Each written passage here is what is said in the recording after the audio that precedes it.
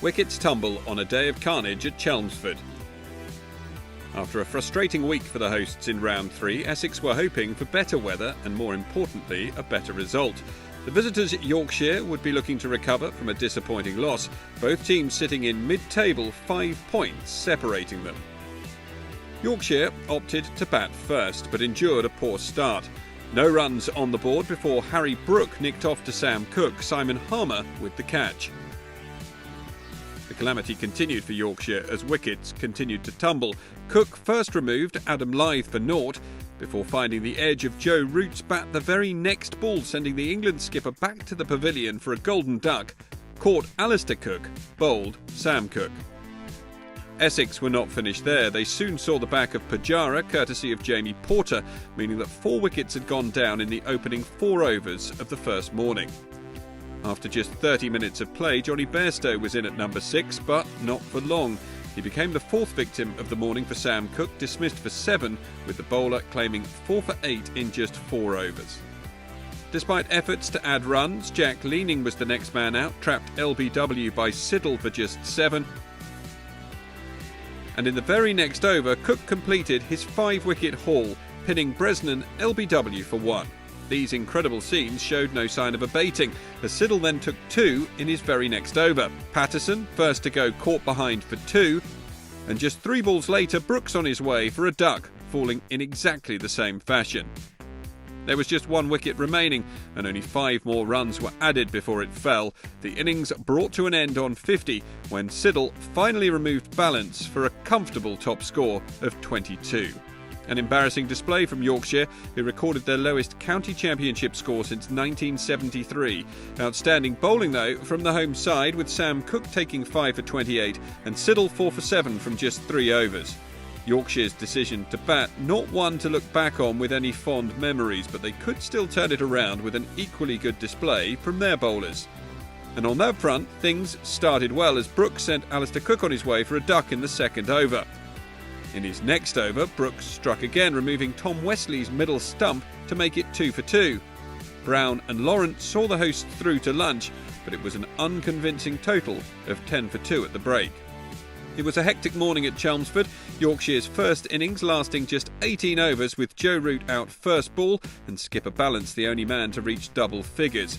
With 2 early wickets from Jack Brooks, though, Yorkshire's tails were up going into the afternoon session. And they grabbed another quick wicket. Brown bowled by Code for 7. Lawrence then restored some order to the game and batted with intent, the batsman contributing with some fine strokes to the boundary. But his partner Bopara only managed to put on 9 runs before he fell victim to Patterson, the ball caught by Pujara. Skipper Tenduscarter was then at the crease and put on a few runs before his partner Lawrence was dismissed LBW. The batsman out 48, Tim Bresnan, the bowler. Newman Foster didn't fare much better. He scored just 3 before falling victim to Bresnan a couple of overs later. 5 slow overs for Essex came before the next wicket. Tenduscarter, the man out, trapped LBW by Bresnan, the bowler's 3rd of the day. Siddle came to the crease and he added some emphatic boundaries, but he didn't last too long either.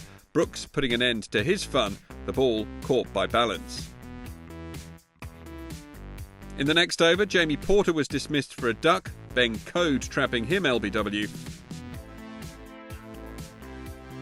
And despite late resistance from Harmer, Yorkshire finally finished Essex off when Bresnan caught him out off the bowling of Code. Essex's total, 142 all out. Another impressive bowling display to look back on. Code, Brooks and Bresnan picking up 3 wickets each. Lawrence and Harmer the only batsmen to add significant runs.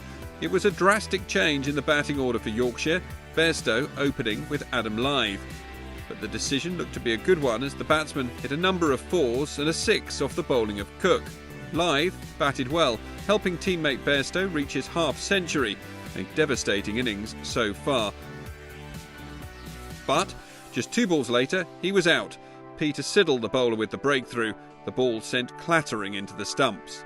Despite some quick boundaries from new man Brook, Lyth was on his way just 2 overs later. The batsman eventually caught off Siddle, out for 27.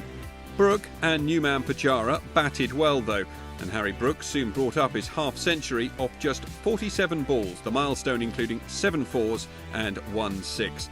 They put on a really good 50 partnership, and that saw proceedings through until stumps. The score 161 for 2, Yorkshire leading Essex by 69 with 8 second innings wickets intact. And yes, that's heading into just day 2.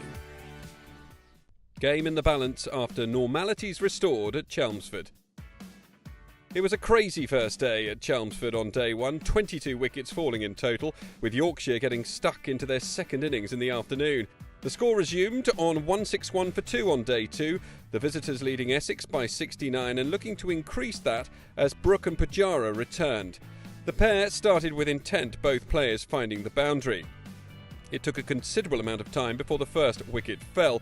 Pajara the man out, a misjudgment resulting in a wicket for Siddle. That ended a 94 partnership with Brooke.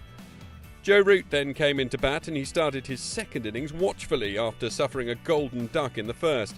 His partner Brooke, however, continued to push on and he reached a well-earned maiden century of 129 balls before the interval.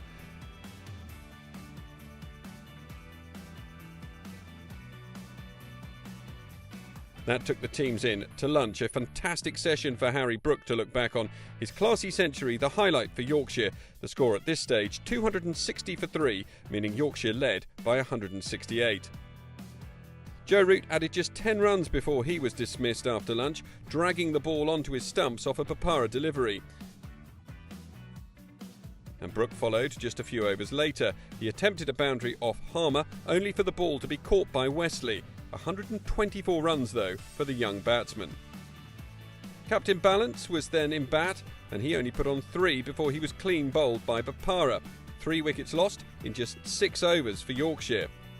Bresnan was then on his way for a 15-ball duck, Jamie Porter rapping him on the pads LBW, and more wickets tumbled in the afternoon as Patterson was bowled by Porter for 7. In the very next over, Brooks was sent packing for 1, courtesy of a catch off Siddle. Leaning did contribute some late runs for the last wicket partnership, but the final wicket did fall soon afterwards, Jamie Porter ending the innings when he bowled Leaning for 29. Yorkshire 329 all out. Positives for both teams as they went into tea. Brooks 124, hugely precious for Yorkshire, but some tight bowling from Siddle giving Essex a target of 238 to win. Brown and Cook coming to the crease in the evening session. They began positively, but it wasn't long before Cook was out, bowled by Patterson for 26. And Patterson didn't stop there. Just 3 balls later, he dismissed Wesley for 3, the batsman out, LBW. 5 more overs passed, then the next wicket came. Brown gone for 10, bowled by Patterson. And Patterson was to strike again just a few balls later as Papara fell for a 2-ball duck. The ball caught by Brooke. Patterson with figures of 4 for 10 at this stage from just 5 overs. Skipper Tenduscarter started his second innings with intent, and both he and Lawrence managed to stay in to see the match through to stumps. The score at the end of the day then, 97 for 4. The game very much in the balance, with Essex needing another 141 for victory, with just 6 second innings wickets remaining. Tenduscarter and Lawrence doing well in the evening, halting Yorkshire's progress after an impressive 4 for 21 in the end from Patterson. Given the forecast, this match is likely to end on day 3. Patterson bowls Yorkshire to remarkable win.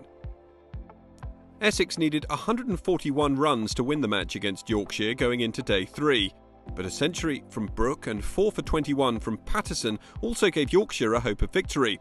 With 6 wickets remaining, Tenduscarter and Lawrence returned to the crease in the morning. Just a few runs were added before Yorkshire took the upper hand, Tenduscarter out for 34, falling LBW to Code. Foster then came in and left just 3 balls later. Code again with the delivery, Bairstow with the catch. Essex now 6 wickets down. Code continued his inspired form, quickly picking up his 3rd of the morning. Harmer not adding to the scoreboard before the ball rapped him on the pads and he was out LBW. The collapse continued for Essex. They lost Lawrence in the next over, clean bowled by Patterson for 32. Despite efforts at a revival, Porter was next out, Patterson trapping him LBW for 3, that Patterson's 6th wicket of the innings. Essex still needed 112 runs to win, they had just 1 wicket remaining. Siddle began to find the rope, and both he and Cook tried their best to chase down Yorkshire's total.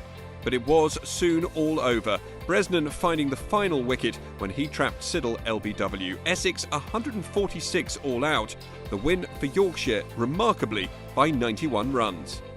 So after one of the worst starts Yorkshire could have imagined, they managed to pull victory out of the bag with an incredible comeback. Essex not able to capitalise on a golden opportunity as they lost for the first time since September 2016. Seam bowler Patterson took a career-best 6 for 40, whilst Code, who removed Tenderskata, Foster and Harmer in the space of 10 balls, finished with 3 for 36.